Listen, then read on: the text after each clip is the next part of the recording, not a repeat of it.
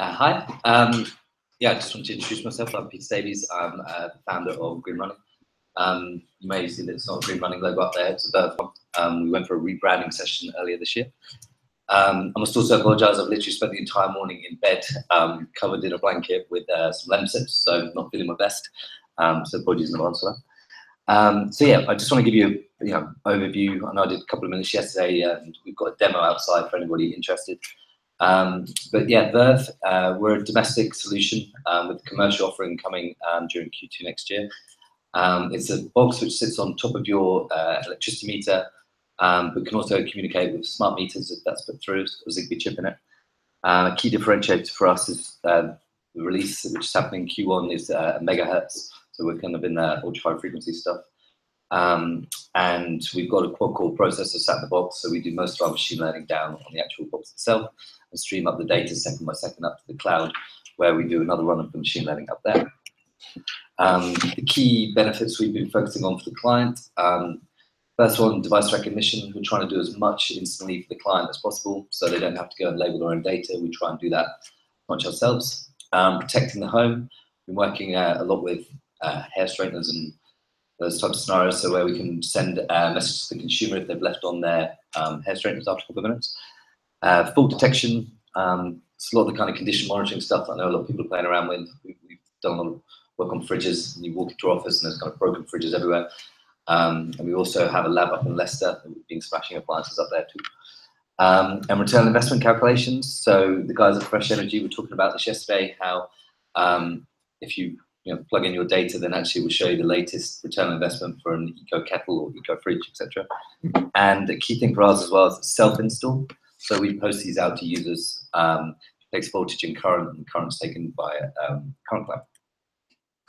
Our partnerships. So we were lucky enough to be put on the Google Accelerator scheme at the start of 2017. So we were kind of mentored and put through kind of 6-month boot camp with them. Which is pretty cool. BT, they've had our kit in their showcase IoT lab for the last 6 months as well. Our system integrates with the likes of Alexa. So you walk out the door, you say, ask Verve if I've left any of my appliances on, or give me back the information. And the BT guys love that. And British Gas, so Centrica were our seed investor. So almost 2 years ago now, we were lucky enough that Centrica gave us a decent amount of cash to actually turn the kind of theory, I suppose, into reality. But our background is we were in the commercial sector for about 2007. So sold to likes of Jaguar Land Rover, AT&T, even had a box on the flagship Crown Plaza Hotel at the Abu Dhabi Formula One racetrack. But I didn't like the fact that we couldn't kind of automate this process. It was very much a consulting arrangement we were doing. Each building we were going to was very different. So we then moved into the substation realms. So we won a big project with Scottish and Southern Energy and Scottish Power Networks to about 20 units, I think we put in various substations. We're trying to do disaggregation at really high speeds on their substations. It was brilliant for things like power quality information. But it was quite funny because they would tell us, be like, okay, at 2 minutes past 3, this appliance is causing all your problems. But obviously I couldn't tell them what the appliance was at the time and where that appliance was. That was why we ended up moving into the domestic sector. The team. So I think there's 28 of us now. We're all based in London, just around the corner. Half of that team is machine learning experts. Like I think we've now up to 11 or maybe 12 machine learning guys. And that's been the key focus. Like we're only just kind of moving into the kind of commercial sector. It's been really focusing on, actually making the disaggregation work to a level we feel the consumer will be happy. Yeah, our CTO, Conrad, he's from Ycam. So for those of you who don't know, that was basically the camera people in the home before Nest kind of blew the market open. So our entire back-end database is used to streaming video content from the home in real time. So security and everything is something we really focus on. And we can do obviously remote firmware upgrading, etc., down to our box, which is cool. Bobby Watkins used to be the managing director of Acer laptops. So when we realized that this was going to be very much a domestic play and obviously not rolling out the speeds we'd like through the energy companies until hopefully next year, we took on the MD of Acer to really turn it into a consumer play.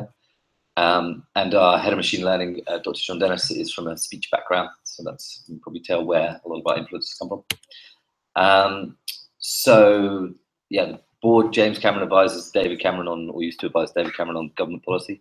But you see our background as well. We've got Charlie Crosby Cook, who's the guy who sold Opus Energy for 228 million, advising us on the retail stuff, and Ian Marchant, who's ex-SSE, obviously the Onzo guys know well, from their time there, obviously knows about the space, has been advising us as well. We've communicated with Zigbee, so potentially we've got this CAD proposition, and we're massively pushing to get the government to change the legislation on needing an in-home display. I think people should just have an app on their phone or iPad. It's making far more sense to me. So that's a lot on the kind of general overview of the product we're releasing into the domestic sector. This is more talking about where we're now heading as a company. You probably heard from David Shipworth yesterday. It's fascinating where blockchain is taking this sector. And I suppose where I'm really intrigued is the benefit that Nilm kind of has in that path. So I think it was kind of late 2000, or maybe start of 2016, we started playing around with blockchain. And an interesting project we've had is 100 homes with battery and solar, analyzing their data for a whole year as to how that kind of sets through. And what we were able to do was simulate how actually using the information plus the Nilm data, even at the end of each day, actually adds a huge amount of benefit for their energy trading. So yeah, we won a big government grant up to 500k from the UK government to actually deploy blockchain down to our box as well. So the Verve unit you see outside also is running blockchain algorithms capable down on the quad-core processor to set everything up as a smart contract. So yeah, the first project was 100 homes spread around the UK and us simulating how they trade with each other. And the second project was 5 tower blocks in Hackney, which is really cool. Basically, we've got Verves in the 40 odd homes in these 5 tower blocks, and then they've all got solar panels on the roof, and we're deploying batteries down into each of these flats. And again, using Nilm combined with this blockchain technology to really go live on the energy trading. That's our goal. We're just waiting for regulation to allow us to push go, but hopefully that shouldn't be too far off. So we've got probably 4, maybe 5 blockchain guys now, and it's kind of a passion inside the company as much as anything as to where we want to head. And I suppose this kind of, to give you a brief overview of where our thinking is in each home, obviously, they've got internet, they've got microgeneration, they've got local battery storage. With a Verve Hub, it kind of allows that to all be communicated with and be able to work out what's the best for the consumer. And all we really need to do is prove that we can get them a better price on the market than National Grid or the energy company, and work with the energy companies to actually do that. So in the magic future, this is kind of what your average street is going to look like, with local battery storage capability as well. And it obviously scales up. So we're working with the DSOs in the UK to really make that kind of scenario happen. And again, the Verve unit, because on the Wi-Fi network, can communicate via APIs with smart plugs. So you've got that capability. So we've encrypted that. We've encrypted the API for the meter, the solar, and the battery, and sent that up by an encrypted network up to the blockchain algorithms running in the cloud, which is allowed to encrypt that and send that back to the network. So we're looking to partner up with the energy companies to be able to provide them a service layer on top of what they are doing. And yeah, we're currently monitoring across 7 different batteries, completely solar panel agnostic, smart plug agnostic. We'll take any data that's put in. We want our Verve to be the electricity piece in the smart home. That's very much what we're focused on. And yeah, I think that's pretty much it. Cool. Any questions?